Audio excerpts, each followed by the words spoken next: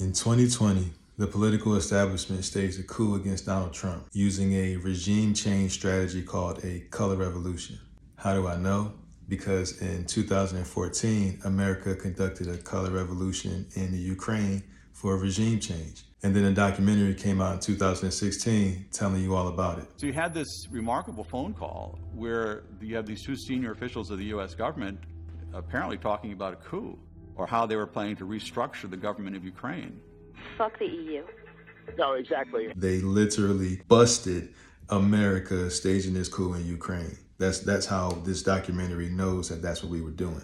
So as we look at these clips coming up and we see the similarities, we know that this is something that America has done in other places, and this is now something that they are doing to us. As veiled and masked as the color revolutions can be, an attentive viewer can see subtle patterns and similarities revealing their true nature. Revolutionary political organizations with surprisingly similar names and even more similar logos have appeared time and again, almost as omens marking the countries that would be hit by the colored plague next. So the fist is the omen that lets you know that you're about to be hit by the color plague next. Did we see any organizations that use the fist as a logo? Yes, Black Lives Matter. If you go to Google and type in what is Black Lives Matter logo or symbol, you'll see that it's the fist. If you just type in BLM to your phone's keyboard, the fist emojis come up. That is their symbol. So did we see that symbol of the color plague in 2020? Yes, we did. They are often described as being aware and active, when they're actually trained and radical. Remember what Patrisse Cullors said. She said that her and Alicia Garza, the other founder of Black Lives Matter, were trained organizers. We are trained Marxists. We are super versed on sort of ideological theories. That sounds like trained and radical. They are the ones who take the first shot, literal and metaphorical, to transform the peaceful protests into full-blown coup d'etats. To turn the what into full-blown coup d'etats? Peaceful protests, or the mostly peaceful protests. That's exactly what is used in order to stage the coup. Well known for exciting the crowd and creating a group identity, they depersonalize individuals and make them easier to manipulate. Did Black Lives Matter use group identity? Yes, it's in the title of their name, Black Lives Matter. It doesn't get more group identity than that. Now let's look at a tactic that they use to spark these types of revolutions, using something called sacred victims. Состояла в необходимости сакральных жертв. Это часть технологии. The idea is simple. When the preparation work is done, the trigger just needs to be pulled to set the machine into full motion. The murder of politician Rafiq Hariri led to the Cedar Revolution. Looking back at the mysterious poisoning of Viktor Yushchenko right before the Orange Revolution of 2004, we see now that he became a sacred victim himself. Who was the sacred victim that sparked the color revolution in 2020? George Floyd. The number of victims among the protesters during Euromaidan totaled over 100. They are called the Heavenly Hundred. All the sacred victims were immediately mythologized.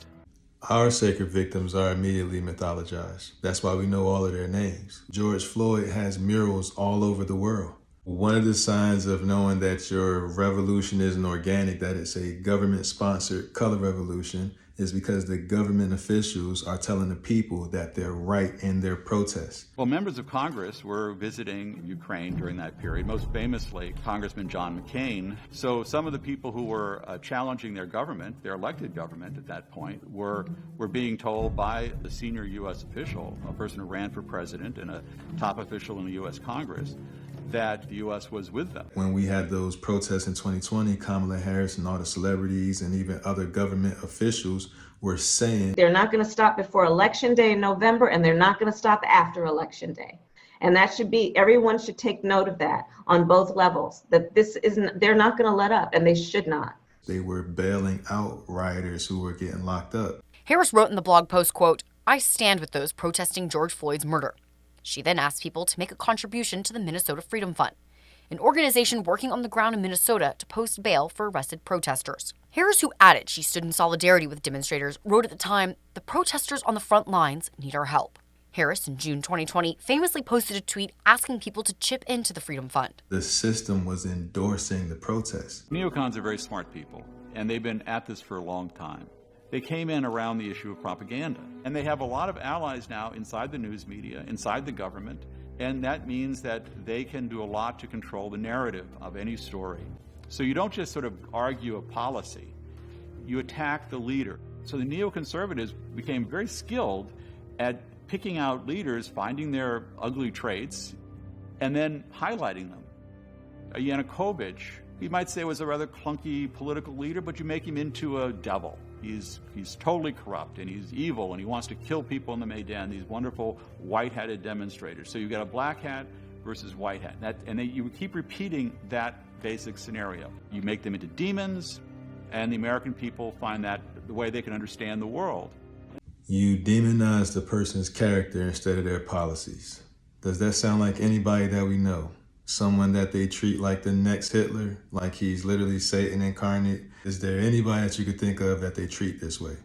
Once that happens, it's very difficult for journalists or anyone else to say, hold it, that guy, he's got more of a gray hat than a white hat or a black hat. And if you say that, you're a Yanukovych apologist, or you're a Putin apologist. Or you're a Trump supporter. And then the attacks come on to the person saying it, the journalist, the academic, or whoever.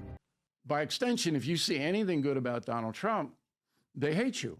Donald Trump has the worst record of job loss of any president. So we just have to make sure people know. That was a global pandemic.